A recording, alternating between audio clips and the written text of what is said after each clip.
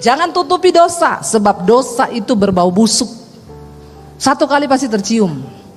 Ya, sepintar-pintarnya tupai melompat, satu saat pasti akan kepleset. Jadi daripada tunggu kepleset, mending sekarang ngaku. Ya, kenapa saudara? Orang yang menyimpan dusta dan kebohongan dalam diri itu tidak mungkin hidup damai sejahtera. Tidak mungkin. Kalau kau menyimpan dusta dan kebohongan, jantungmu berpacu cepat. Selamat datang di Kupas Firman.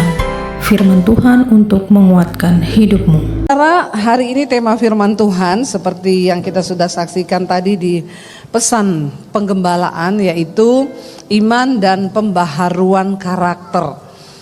Saya percaya Tuhan memanggil kita itu bukan hanya untuk percaya kepada Dia, ya, karena setiap kita diciptakan serupa dan segambar dengan Allah. Tetapi akibat dosa, gambar diri Allah dalam diri kita itu rusak. Sehingga Kristus perlu datang ke dalam dunia, dan barang siapa yang percaya kepada Dia, kita ini diubahkan, dikembalikan kepada seperti ciptaan Tuhan yang semula, yaitu baik adanya, saudara. Tetapi itu perlu proses, ya, dan pembaharuan karakter itu akan mengikuti iman dan percaya kita kepada Tuhan.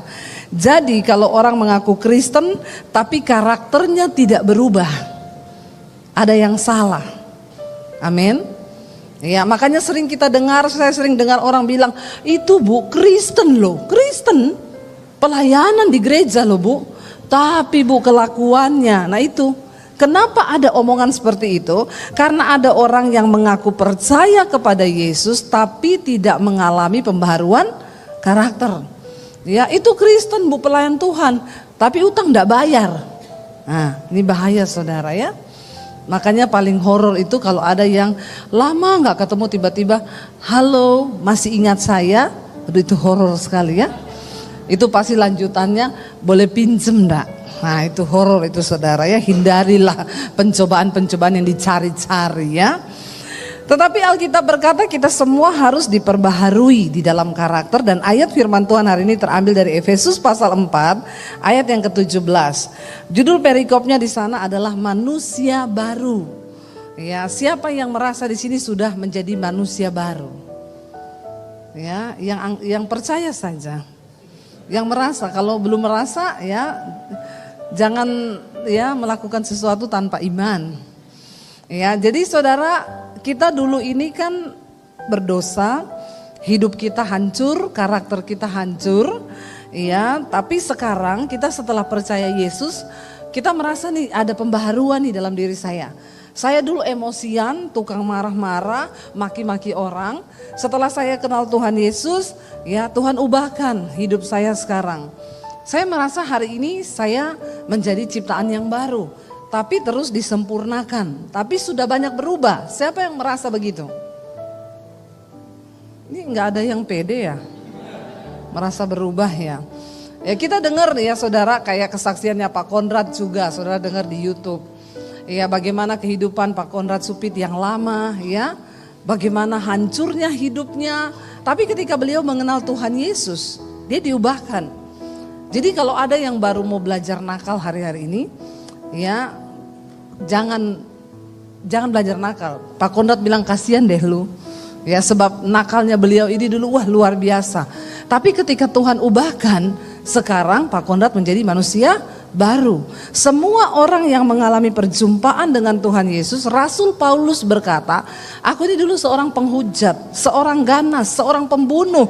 Tetapi ketika aku berjumpa dengan Yesus, apa yang dulu merupakan keuntungan bagiku sekarang kuanggap rugi, karena pengenalan akan Kristus Yesus Tuhan lebih berguna. Makanya Rasul Paulus bisa berkata, aku hidup tapi bukan aku lagi yang hidup. Hidup yang aku hidupi sekarang itu adalah hidup karena Kristus. Amin. Nah kita akan lihat saudara, mari baca bersama Efesus 4 ayat 17. Kita baca sama-sama dengan suara yang nyaring. Efesus 4 ayat 17, ya, sebab itu kukatakan dan kutegaskan ini kepadamu di dalam Tuhan, jangan hidup lagi sama seperti orang-orang yang tidak mengenal Allah dengan pikirannya yang sia-sia. Ayat ini ditujukan oleh Rasul Paulus, saudara, buat jemaat yang ada di Efesus. Jadi menurut saudara ini sudah termasuk orang percaya Yesus atau belum? Sudah. Tetapi kenapa dia berkata, ku katakan dan ku tegaskan. Orang kalau ngomong ku tegaskan itu kayaknya modelnya begini, saya tegaskan ya kamu. Begitu ya saudara ya, kalau ngomong ku tegaskan ya. Mana ada orang bilang, ya pokoknya saya tegaskan ya. Itu sih enggak tegas ya, itu tulang lunak. Kalau tegas itu saya tegaskan, ini ada perintah garis bawah loh ya. Saya tegaskan sekali lagi saya tegaskan ya. Jangan kamu hidup lagi sama seperti orang-orang yang tidak mengenal Allah.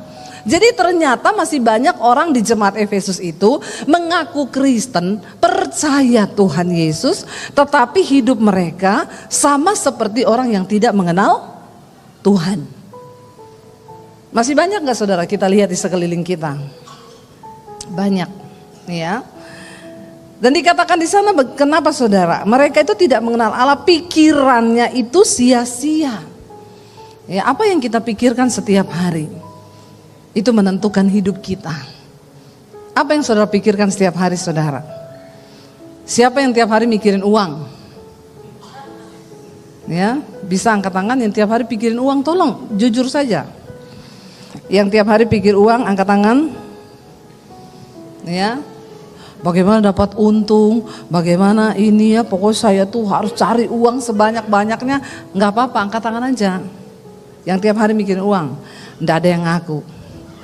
Ya sudah ya, cuma ada satu orang.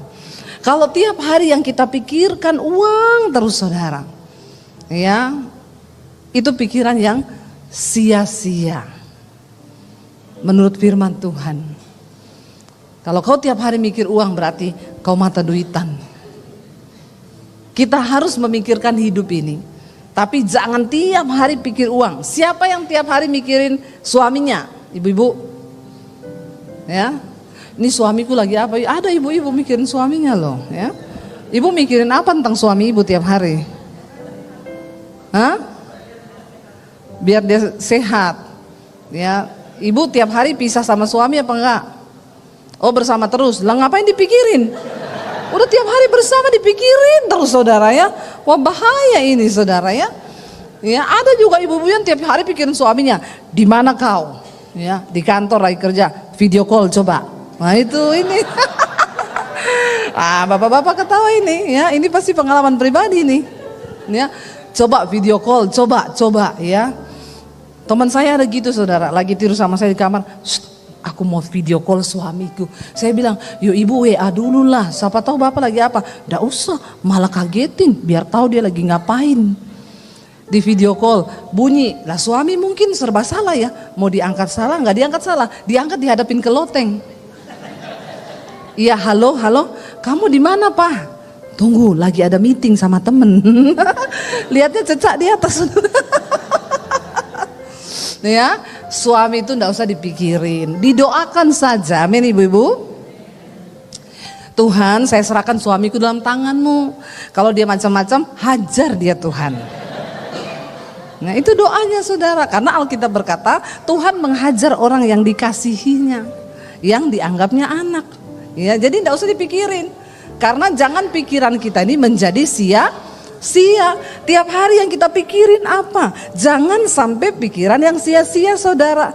Ayat yang ke-18 dikatakan di sana, dan pengertiannya yang gelap, jauh dari persekutuan dengan Allah karena kebodohan yang ada di dalam mereka dan karena kedegilan hati mereka.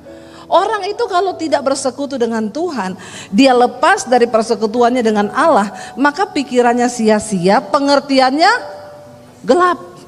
Orang kalau pengertian gelap mau apa saudara? Nggak ngerti apa-apa dalam hidup.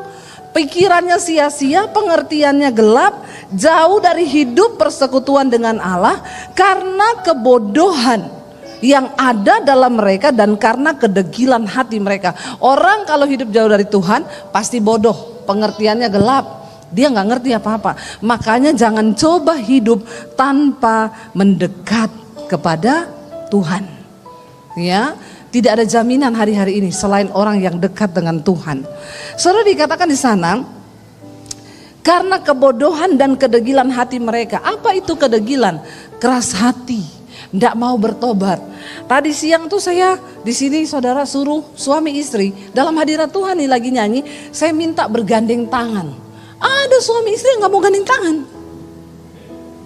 Sampai saya ulangi, tolong bapak ibu yang datang suami istri, saya tahu mereka ini suami istri karena duduknya berbarengan, tolong gandeng tangan, tetap gak mau. Begini,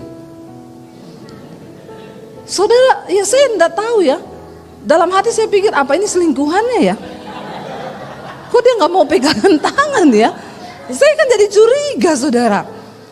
Ya, kalaupun mereka itu berantem dari rumah, ya sama hamba Tuhan disuruh pegangan tangan tuh, gandengan itu apa susahnya sih? Masa kalah sama truk? Truk aja gandengan loh. Loh, suami istri gak mau gandengan. Sampai saya agak marah tadi. Saudara, ini perintah gandeng tangan, baru mereka gandeng tangan. Ya, ngeri loh kalau sampai kita ini orang percaya datang ke gereja, kita datang marahan, kita dengar firman marahan, kita pulang marahan. Nggak usah kau ke gereja, mending kau pergi mancing. Bener nggak? Buat apa, saudara? Untuk apa firman itu masuk kalau hatimu itu tetap dalam kedegilan hati, tidak mau berubah hati ini.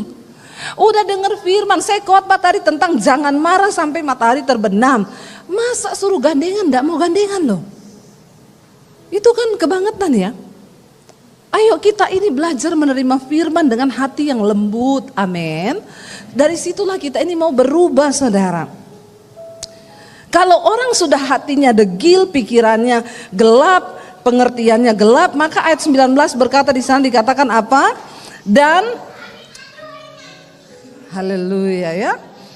Ini anak-anak yang sangat atraktif ya. Guru sekolah minggunya mana ini? Mungkin bisa ditolong, enggak apa-apa saudara. Namanya juga anak kecil. Dulu saudara waktu kecil lebih nakal dari ini. Jadi enggak usah menghina anak kecil ya. Dia lagi minta uang kolektor sama mamanya. Bagus ini anak ini. Yang banyak ya mak ya.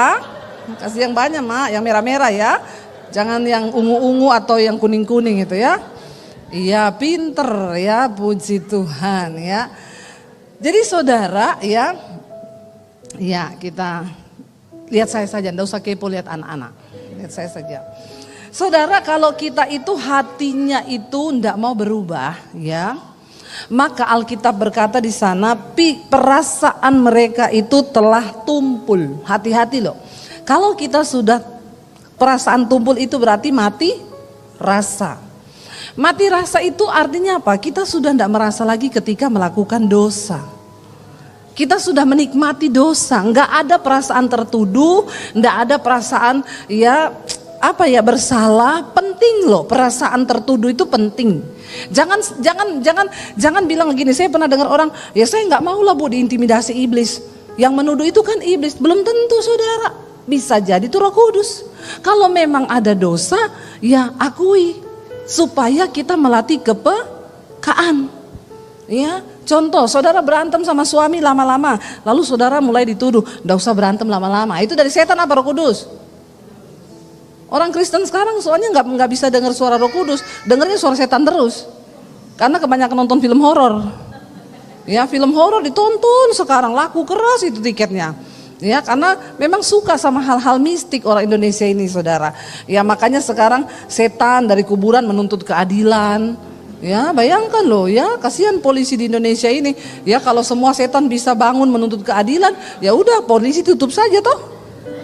Karena setannya semua sudah bicara kan, nggak perlu lagi ada pengacara, ya setan sendiri yang menuntut keadilan. Makanya saudara, kita berdoa supaya kita ini perasaannya jangan tumpul terhadap Tuhan, ada kepekaan. Saya miris kemarin mendengar ada 2 lansia mati di rumahnya sudah berbau busuk. Padahal dia punya anak loh. Anaknya gak pernah datang lihat, gak pernah telepon orang tuanya. Kalau sampai sudah berbau busuk itu kan sudah berhari-hari saudara matinya kan. Nah perasaannya juga, saya juga sampai berpikir, saya bilang sama suami, lah itu kan ada tetangganya juga tuh di situ. Dan kayaknya itu bukan rumah yang di tembok-tembok tinggi kayak di Pondok Indah, itu kan memang kita sudah nggak bisa lihat ya. Itu jangankan orangnya, temboknya aja sudah tidak berperasaan. Ya, udah sampai di atas saudara masih dikasih kawat duri, ya kan? Itu sampai tembok aja udah tidak berperasaan lagi itu, apalagi orang. Tapi itu kan mereka tinggal di pemukiman. Tetangganya bilang ya berapa hari lalu saya masih lihat keluar rumah ya. Kan harusnya kalau sudah lihat ada orang tua ndak keluar rumah, kita yang punya perasaan ya. Punya perasaan kan ketoklah pintu rumahnya ya. Halo opa oma masih sehat ndak? Kan kita masih bisa tolong, tapi hari-hari ini karena orang hidup jauh dari Tuhan, perasaannya menjadi tumpul saudara. Jangankan terhadap tetangga, suami istri. Ada yang masih duduk bersama, tapi udah tumpul. Coba suami istri lihat-lihatan. Lihat istrimu, jangan lihat istri orang. Ya, lihat istri sendiri ya. Sudah tumpul belum kita ini? Atau masih saling berasa? Ya, sekarang itu kan ada saudara ya, ada orang yang bilang gini, saya tuh sering dengar Bu Debbie tuh ngomong ada suami istri berantem terus setiap hari. Saya sama suami saya sudah nggak pernah berantem Bu. Luar biasa ya hidupnya dipulihkan. Enggak, karena kami juga nggak pernah omongan. Ya iya saudara, orang bagaimana berantem, omongan aja nggak pernah. Ada loh saudara suami istri yang sudah tidak punya rasa. Mereka hidup satu rumah tapi nggak pernah omongan. Makanya nggak berantem. Ngeri, tapi ini perasaannya sudah tumpul. Bukan hanya itu saudara, Alkitab berkata kalau orang hidup jauh dari Tuhan, mereka menyerahkan diri kepada hawa nafsu dan mengerjakan dengan serakah segala macam kecemaran. Ngeri ini kalau orang sudah tumpul perasaannya, dia nggak merasa dosa, dia serahkan dirinya. Ayat 20 baca bersama. Tetapi kamu bukan demikian. Kamu telah belajar apa? Mengenal Kristus. Kita bukan demikian, karena kita sudah belajar mengenal Kristus. Bahkan dikatakan di sana karena kamu apa? Telah mendengar ya tentang Dia dan telah menerima pengajaran di dalam Dia menurut kebenaran yang nyata di dalam Yesus. Tidak ada kebenaran yang lain selain di dalam Kristus. Pengajaran Kristus itu yang terbenar. Dan apa pengajarannya yang benar itu? Kita baca bersama ayat yang berikutnya, yaitu bahwa apa? Kamu berhubung dengan kehidupan kamu yang dahulu harus apa? Menanggalkan manusia lama yang menemui kebinasaannya oleh nafsunya yang menyesatkan. Kalau kita nggak dibaharui dalam Tuhan, ngeri saudara. Banyak orang Kristen yang masih hidup menurut hawa nafsunya yang menyesatkan. Jadi orang itu mau tersesat, nggak usah tunggu-tunggu yang dari luar. Hati-hati pengajaran itu menyesatkan. Hawa nafsumu bisa bikin kamu tersesat. Di dalam dirimu ini loh. Waktu kita nggak sungguh-sungguh taat pada firman Tuhan, kita bisa tersesat karena hawa nafsu diri. Yang dikatakan di sana menemui kebinasaan oleh hawa nafsunya yang menyesatkan. Tidak semua orang Kristen selamat. Hanya mereka yang hidupnya sudah dibaharui, menerima Yesus dan mengalami pembaharuan karakter. Makanya Yesus berkata kepada Nikodemus, kamu gak mungkin bisa melihat kerajaan Allah kalau kamu tidak dilahirkan kembali. Apa artinya dilahirkan kembali? Mengalami perubahan hidup, ya. Lalu ayat berikutnya di sana dikatakan saudara, kita baca bersama, apa yang dapat menyebabkan kita ini diperbaharui oleh Tuhan? Dikatakan di sana, kita lihat ayat yang ke-23. Supaya kamu itu dibaharui di dalam roh dan pikiranmu, 24. Dan mengenakan manusia baru yang telah diciptakan menurut kehendak Allah di dalam kebenaran dan kekudusan yang sesungguhnya. Bagaimana caranya supaya kita bisa mendapatkan kembali gambar diri Allah diciptakan baru itu?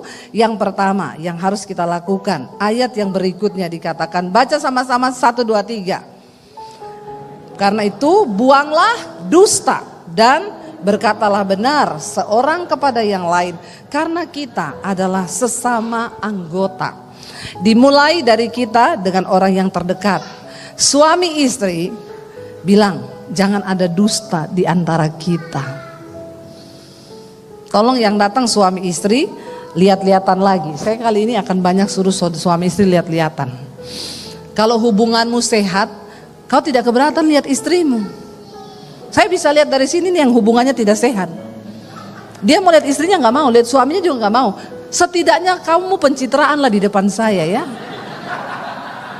Jangan terlalu, nggak apa-apa munafik dikit karena saya lihat saudara dari sini saya lihat ini.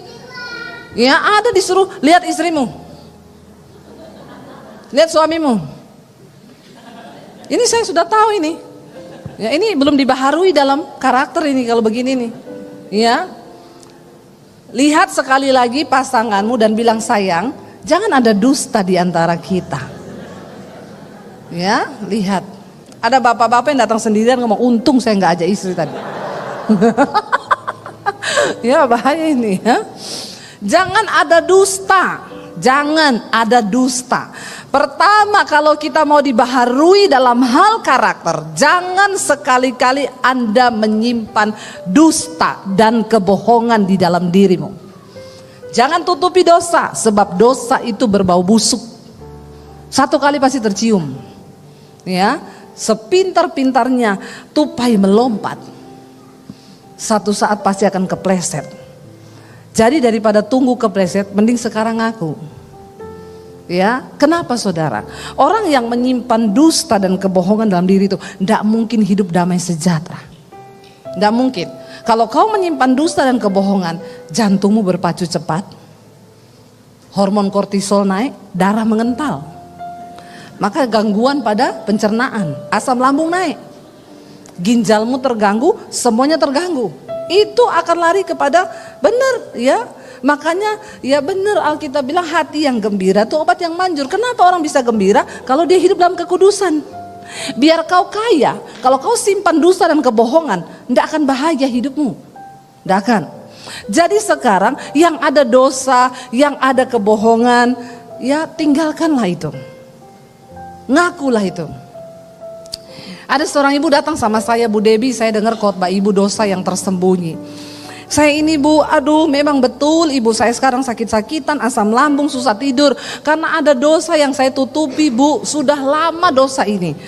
Nggak apa-apa ya bu, saya cerita sama ibu saja. Karena saya bingung mau cerita ke siapa. Yaudah nggak apa-apa, cerita. Saya ini menikah dengan suami saya 6 tahun ya. Dan akhirnya ini nama saya samarkan ya. Dan saya sedikit membelokkan supaya tidak terlalu kelihatan. Nanti ada suami yang dengar, ini istriku pasti ya. Enggak saudara ya. Jadi dia ini tidak punya anak sekian tahun lah. Lalu ini istrinya selingkuh sama teman kantornya. Selingkuh, mereka melakukan hubungan, hamil istrinya. Waktu hamil dia bilang, saya langsung putusin pacar saya bu. Karena saya takut kalau dia tahu saya hamil, saya takut dia gak mau pisah juga dengan saya. Jadi saya nggak ngomong sama dia saya hamil, tapi saya tahu saya hamil hasil selingkuhan. Lalu akhirnya saya hamil, ya dan suami saya pikir ini mujizat. Saya juga bingung ya saudara. Suami saya itu bersaksi kepada orang-orang kalau ketemu puji Tuhan sekarang istri saya mengandung. Tapi dia enggak tahu. Haleluya.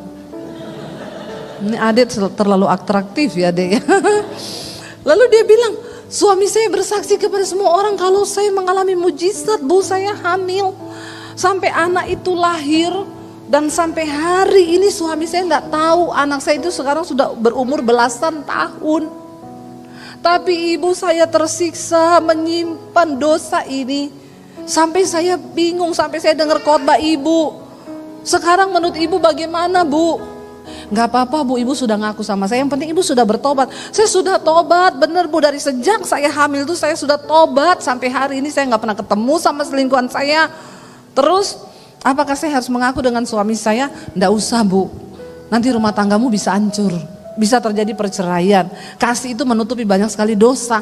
Yang penting ibu sudah mengaku sama saya, itu sudah sah di hadapan Tuhan.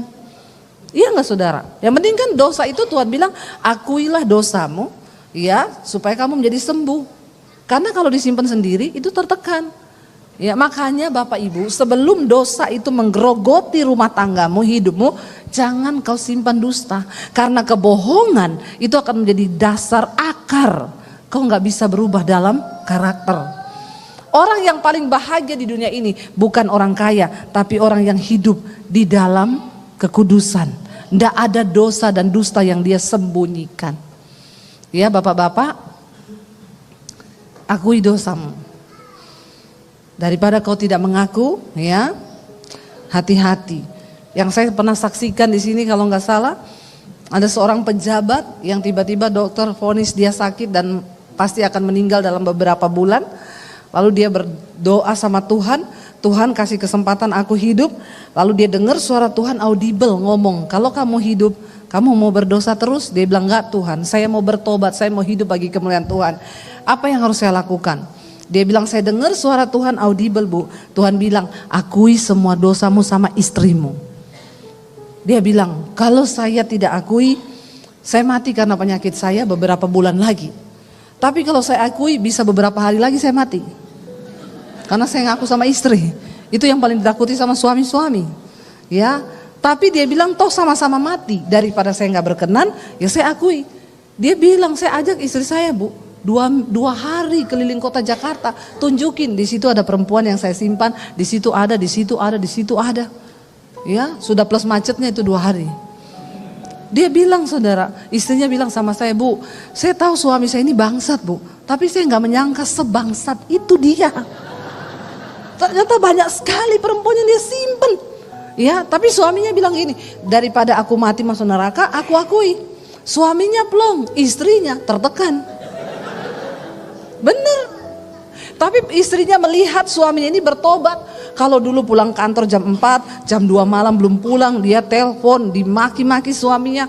Sekarang dia bilang sejak bertobat di jamaah Tuhan, jam 4 pulang kantor, jam 5 sudah di rumah, di ruangan TV besar, nonton YouTube.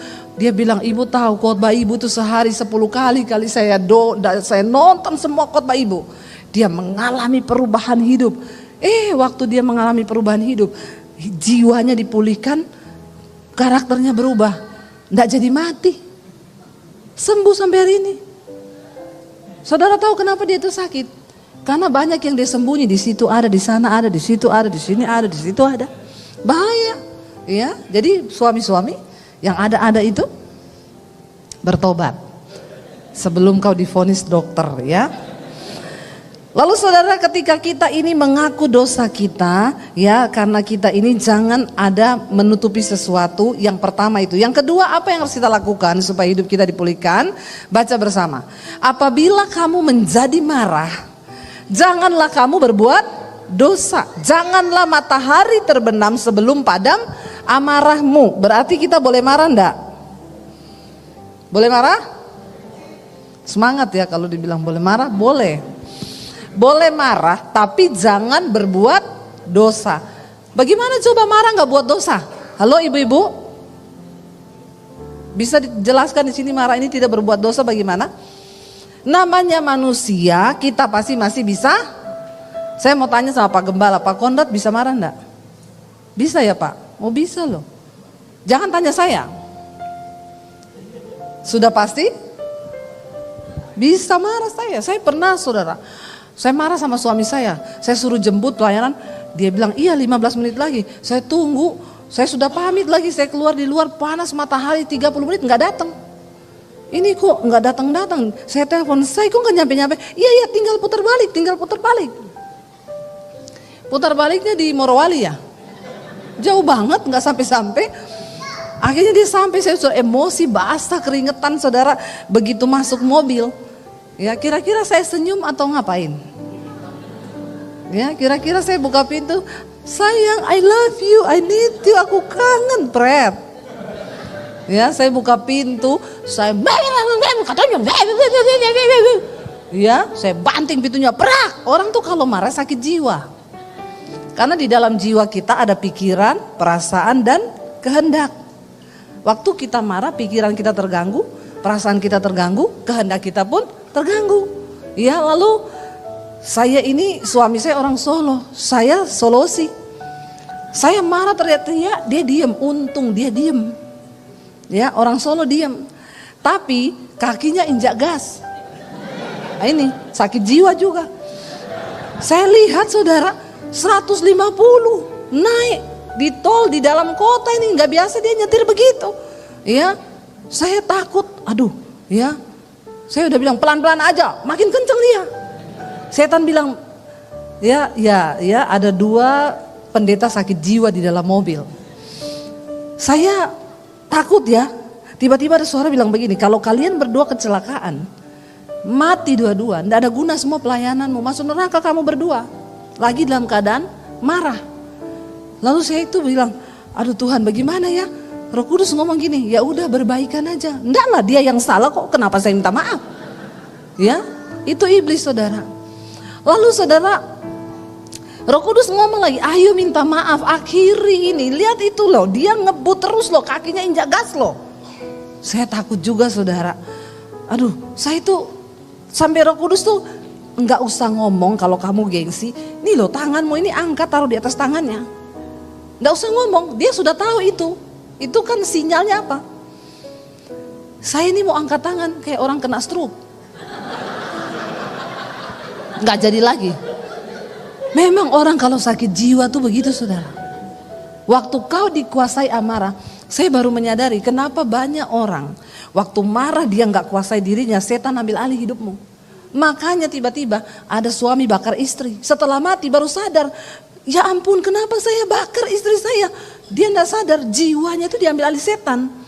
Saudara, akhirnya saya tuh lihat, ya saya aja tuh setengah mati mau angkat tangan nih. Begini terus. Akhirnya saya kayak dikasih satu penglihatan. Suami saya di situ, saya di sini, setan di tengah. Lagi giniin kita. Sakit jiwa, sakit jiwa. Saya langsung gini, oh setan ini numpang di mobil saya. Nggak lama-lama kau setan ya, kau turun sekarang dari mobil saya ya. Saya mau berdamai dengan suami saya. Ada truk di belakang. Turun kau, pindah di truk belakang. Saya angkat tangan saya saudara, saya pegang tangan suami saya. Waktu saya pegang tangan suami saya, dia langsung melirik ke saya gini. Dari tadi kek. Ya, dalam hati saya dari tadi, kenapa bukan kau? Yang mulai duluan ya. Orang Solo itu diem, tenang tapi atos. Ya keras saudara. Jadi ya ketika begitu dia senyum saya pegang tangannya, apa yang terjadi? Kakinya ini mulai longgar, gasnya turun. Kembali ke 80. Saya begini, ini baru normal. Tadi sakit, kita tidak menyadari. Makanya ayat berikutnya ngomong apa saudara? Kita lihat ayat yang berikutnya tadi. Ya multimedia tolong ayatnya ditayangkan lagi. Tadi dikatakan jangan kamu menunggu sampai matahari terbenam baru padam amarahmu. Saudara nggak usah tunggu begini. Tunggu dulu 2 detik lagi matahari terbenam. Ya saya nggak mau ampuni, tunggu dulu sampai ini multimedia ini butuh kopi kayaknya. Ayatnya tolong ditayangkan lagi. Dikatakan di sana saudara, ya apabila kamu marah menjadi marah, jangan kamu berbuat dosa, jangan matahari terbenam sebelum padam amarahmu. Lalu ayat berikutnya dikatakan apa? Dan janganlah memberi kesempatan kepada iblis. Waktu kau marah lama-lama, kau sedang memberi iblis kesempatan. Silakan iblis numpang di mobil saya. Iblis itu kerjaannya jalan-jalan keliling mencari mangsa.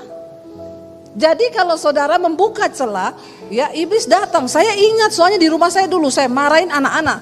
Lalu saya sadar, saya ini marah-marah, saya dikuasai setan nih. Lalu saya bilang, kita usir setan dari rumah ini, tidak boleh marah-marah. Doa dalam nama Yesus, setan pergi. Habis saya begitu, tetangga saya berantem lempar-lemparan galon. Setannya pindah ke rumahnya. Ya. Dek hati-hati tuh kamera ya dek. Dia kalau gede jadi kameramen. Saudara ya jadi di situ saya melihat, saya bilang sama anak saya, lihat tuh kita berdoa ya di rumah sebelah nggak jaga. Ada iblis itu saudara, dia itu Alkitab berkata setan itu seperti singa yang mengaum-ngaum ya mencari orang yang dapat ditelan. Waktu kau berantem, kau kasih kesempatan iblis, dia masuk. Makanya jangan memberi kesempatan kepada iblis. Saya berdoa saudara, supaya kita semua mengerti apa yang sedang Tuhan kerjakan hari-hari ini. Lalu ayat 28 berkata begini saudara. Orang yang mencuri, janganlah ia mencuri lagi. Ini perubahan karakter. Ya, yang mencuri jangan mencuri lagi. Dan apa dikatakan di sana? Tetapi baiklah apa? Ia bekerja, ya. Orang yang mencuri jangan mencuri lagi, tetapi ia apa? Baiklah ia bekerja keras dan melakukan pekerjaan yang baik dengan tangannya sendiri supaya ia dapat membagikan sesuatu kepada orang yang berkekurangan. Kita dipanggil Tuhan di dunia ini bukan hanya bekerja untuk mencukupi kebutuhan diri kita sendiri. Itu harus supaya kita gak jadi beban buat orang. Tapi pastikan kita bekerja sampai kita bisa nolong orang lain yang berkekurangan. Katakan, jangan meminta-minta. Apa dikit, ya, halo bro, udah lama gak ketemu. Bro, ya, masih ingat aku? Boleh pinjem gak? Ini sekarang banyak saudara. Ya, daripada kamu begitu kerja saudara. Saya mau tanya, pekerjaan banyak gak? Banyak. Kenapa orang bisa bilang gak dapat kerjaan? Karena gengsi. Maunya kerja yang berkelas, ya. Kerjakan, Alkitab bilang di kitab Amsal, apa yang dijumpai tanganmu, kerjakanlah itu dengan segenap hatimu. Soal Tuhan mengangkat engkau kapan waktunya, itu urusan Tuhan. Amin. Ya, salah satu teman saya, ya saudara mungkin tahu Pak Petra Wijaya. Dia di Amerika saudara. Dia berangkat ke Amerika tuh nggak bawa apa-apa. Sampai di sana dia bekerja jadi tukang cuci piring di restoran. Naik tingkat jadi sopir taksi di New York. 10 tahun sopir taksi. Lalu dia pindah ke Philadelphia. Dia naik jabatan jadi apa? Tukang cuci toilet. Naik jabatan itu. Kenapa dia cuci toilet? Karena nggak ada orang yang mau pekerjaan itu. Cuci toilet di Amerika itu di pabrik, ratusan pegawai pabrik. Bukan cuma orang kulit putih, banyak orang kulit hitam. Orang kulit hitam itu kalau, maaf ya, buang air besar 2 kilo sekali buang. Kan badannya tinggi-tinggi besar saudara ya. Itu kita kalau masuk toilet di Amerika, aduh jorok dia minta ampun. Kadang itu waduh sudah berhamburan di situ. Ya. Maaf, dia cerita, ibu tahu saya kalau bersihkan itu toilet bu, aduh bu, mereka tuh kan nggak mau tahu, apalagi di sana cebong nggak pakai air. Saya juga bingung, ada ya begitu. Tapi ya begitulah. Tapi dia kerjakan dengan sukacita, karena itu ndak ada yang mau. Ya gajinya tinggi. Saya aja tanya sama suami saya, misalnya kita kepepet banget, terus kamu harus jadi pencuci toilet. Mau enggak kamu? Dia bilang ya saya juga. Makanya Tuhan enggak suruh saya jadi pencuci toilet. Saya jadi konten kreator aja. Oh iya benar juga ya. Karena Tuhan tidak pernah mencobai kita melampaui batas kekuatan kita katanya. Tapi itu hebat loh saudara. Ya, hebat dia mau loh. Tapi hari ini saudara, Tuhan memberkati kehidupannya. Kenapa saudara? Kerjaan itu banyak. Jangan bilang gak ada kerjaan. Orang itu kadang gengsi. Saya dulu sudah hamba Tuhan dengan suami di Solo. Kami hidup berkekurangan saudara. Tapi saya nggak mau minta. Saya jualan jus di pinggir jalan, pinjam ruko di pinggir situ, ya. Saya dipinjemin emperan ruko itu loh, dikasih lampu 1. Sore saya jualan mulai toko tutup jam 4 sore sampai jam 12 malam. Saya waktu itu sudah pelayanan, saya nggak malu. Orang datang, loh Bu Devi tuh yang jualan, iya. Ya nggak apa-apa kan, daripada saya pinjam uang, daripada saya minta uang. Ya, saya kerjakan apa yang puji Tuhan kita dapat pesanan waktu itu dari satu perusahaan. Ya, jadi kita sudah nggak buka di pinggir jalan karena sudah ngerjain satu pabrik itu. Setiap siang mereka pesan jus. Ya, ratusan jus saya buat. Itu kan cara Tuhan. Ya, sekarang saya suruh jualan jus lebih laku lagi. Mau ketemu Debbie Basir, datang di jus DBTV. Tapi enggak usah tepuk tangan Bu. Ya, menderita saya Bu. Jadi saudara, kita melihat Tuhan itu menciptakan kita. Jadi nggak ada sebenarnya orang Kristen miskin. Malas ya, nggak mau kerja ya. Ya, apalagi banyak hamba Tuhan tuh sekarang kerjaannya minta-minta, kasih proposal. Kenapa? Pekerjaannya berdoa. Pendeta itu kan kerja cuma hari Minggu, hari lain boleh lah ya. Tanam sayur lo, jangan kebanyakan nganggur hidupmu. Orang tuh kalau kebanyakan nganggur bikin dosa banyak. Ya Pak ya. Pikirannya sia-sia jadi macam-macam. Ya mari kita isi hidup kita bekerja keras kata Alkitab. Supaya apa? Engkau menghasilkan sesuatu. Engkau bisa bantu orang yang berkekurangan. Dan disitulah hidup kita berdampak bagi kerajaan Allah. Saya undang para imam musik. Sudah habis waktunya. Padahal tidak terasa loh ya. Saya masih mau ngomong tapi sudah 00 saudara. Saudara, saya berdoa supaya kita semua ayo menjelang kedatangan Tuhan kali yang kedua, kita dimurnikan, kita dipersiapkan gereja Tuhan. Kita semua harus dibaharui dalam hal karakter. Jangan lagi ada yang marahan suami istri. Kalau marahan tolonglah ya, datang gereja musuhan, dengar firman musuhan, pulang masih musuhan loh. Ini kan kau bukan saja memberi celah sama iblis, tapi kau juga jadi iblis. Dengar baik-baik saudara, setan itu gak ada di kuburan. Saya ketemu penjaga kubur. Saya tanya, bapak jaga kubur berapa lama? 26 tahun. Wih, jaga kubur 26 tahun, betah ya pak? Emang bapak dapat gaji berapa? Di sini kuburan ribuan bu, saya kebetulan dapat ya sekian ratus lah. Satu kubur 500.000. Saya hitung sebulan banyak, hampir 25 juta. Saya tanya, pak bagi lapak kek? Saya juga mau kalau masih ada lapaknya. Ya ibu jangan ambil kerjaan saya di sini, dan ada lowongan bu. Pak saya tanya pak, bapak selama jaga kuburan 26 tahun pernah lihat setan enggak? Jawabannya apa? Belum pernah sekalipun saya lihat setan. Saya kadang malam harus datang bu, tapi saya nggak pernah lihat setan. Saya bilang bener pak yang kau omong, karena setan tuh enggak ada di tempat orang mati, setan ada di tempat orang hidup. Di gereja ada setan enggak? Ada? Ada banyak pak. Jangan bilang begini, banyak setan karena di sini ada orang hidup. Tapi Alkitab bilang jangan beri kesempatan pada setan. Nah kalau kau datang ke gereja marahan, di hatimu ada setan. Kau dengar firman masih marahan, masih ada setan. Kau pulang marahan terus, kaulah setannya. Maka bertobatlah kau, amin. Jangan jadi setan saudara, apalagi jadi temannya setan, jangan. Ya kalau istrimu tiap hari marah-marah di rumah, bilang jangan kesetanan kau. Orang kalau marah-marah terus itu kesetanan saudara. Makanya kita berdoa supaya karakter kita diubahkan, amin. Waktu Tuhan datang kita layak masuk dalam kerajaan Allah. Bangkit berdiri bersama. Kita mau bilang Bapa sentuh hati kami, ubah hidup kami Tuhan, menjadi yang baru di dalam Engkau. Katakan bersama saudara dengan iman sebagai kerinduan di hadapan Tuhan. Amin Tuhan Yesus.